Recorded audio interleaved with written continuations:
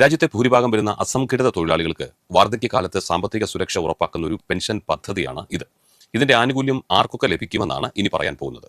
അതായത് തെരുവിലെ കച്ചവടക്കാർ, നിർമ്മാണ തൊഴിലാളികൾ, ഹോട്ടൽ ജോലിക്കാർ, കൃഷിപ്പണിക്കാർ, ആശാ വർക്കർമാർ തുടങ്ങി നിശ്ചിതമായ ഒരു ശമ്പളമോ പെൻഷനോ ഇല്ലാത്ത ആർക്കും ഇതിൽ ചേരാം.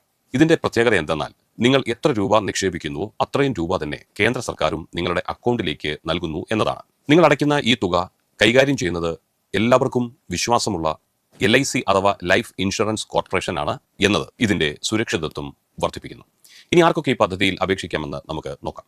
ഈ പദ്ധതിയിൽ ചേരാൻ പ്രധാനമായും 4 യോഗ്യതകളാണ് വേണ്ടത്.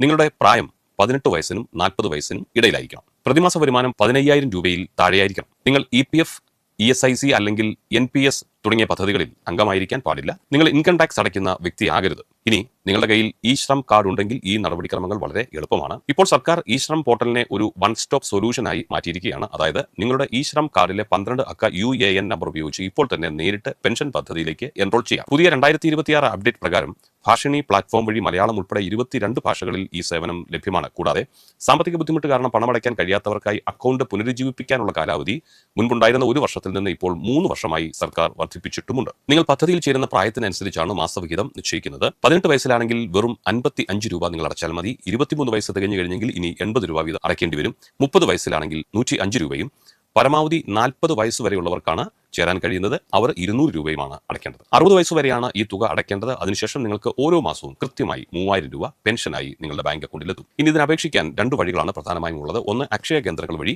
നിങ്ങളുടെ Aadhaar card, bank passbook, mobile phone എന്നിവയുമായി അടുത്തുള്ള അക്ഷയ കേന്ദ്രം സന്ദർശിക്കുക. ആദ്യ മാസത്തെ വിഹിതം പണമായിട്ട് തന്നെ അടയ്ക്കണം. പിന്നീട് നിങ്ങളുടെ ബാങ്ക് അക്കൗണ്ടിൽ നിന്ന് തനിയെ ആ തുക കട്ടായിപ്പിക്കുള്ളൂ.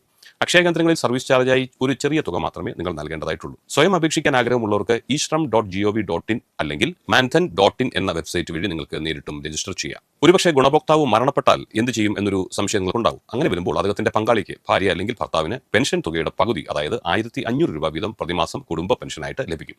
പദ്ധതിയുടെ ഇടയിൽ വെച്ച് ഗുണഭോക്താവ് മരിച്ചാൽ പങ്കാളിക്ക് തുക തുടർന്നടച്ച് പദ്ധതി മുന്നോട്ട് കൊണ്ടുപോകാനും സാധിക്കും. അത് വലിയൊരു ഉപകാരം തന്നെയല്ലേ? അപ്പോൾ മറക്കണ്ട, ഇ-ശ്രം കാർഡ് ഉണ്ടെങ്കിൽ ഈ സുവർണാവസരം പാഴാക്കരുത്. 60 വയസ്സിന് ശേഷം ആരുടെയും മുൻപിൽ കൈനീട്ടാതെ ജീവിക്കാൻ ഈ 3000 രൂപ വലിയൊരു സഹായമാവും. കൂടുതൽ വിവരങ്ങൾക്കായി 144434 എന്ന ടോൾ ഫ്രീ നമ്പറിൽ നിങ്ങൾക്ക് ബന്ധപ്പെടാം. ഇത്തരം ഉപകാരപ്രദമായ വീഡിയോകൾ സ്ഥിരമായി ലഭിക്കുവാൻ ഈ ചാനൽ നിങ്ങൾ സബ്സ്ക്രൈബ് ചെയ്യുക. ഈ വീഡിയോ നിങ്ങളുടെ സുഹൃത്തുക്കൾക്കും ഗ്രൂപ്പുകളിലും ഷെയർ ചെയ്യുക.